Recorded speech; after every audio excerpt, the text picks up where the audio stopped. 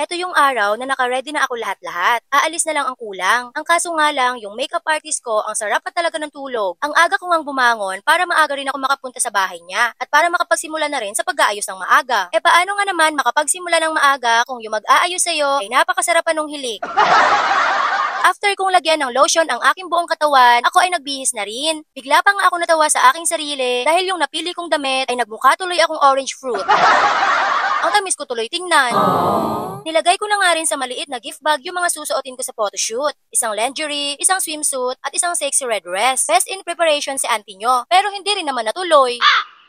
At dahil hindi rin naman natuloy yung photoshoot namin, message ko na lang yung landlord na magpadala ng repairman dito sa bahay. Para malinisan na rin yung 3 aircon at dahil may problema yung isang aircon namin sa kabilang kwarto, pinaayos ko na lang din. Napakaingay naman kasi at yung tunog niya parang may dumadaong na barko sa Batangas Pier. Habang sinisimula na nga nila yung pag-aayos ng split-type air conditioner sa living room, ay talaga naman nakikisabay din sa pangungulit itong aking mga alagang aso. Parang first time makakita ng ibang tao, lalo na itong tuta. At kung makipaglaro, feeling close na parang sila talaga yung amo niya. Imbis na mapadali yung trabaho ng manggagawa, paano nga padaliin kung ganito rin kakulit ang mga nakapaligid sa kanila?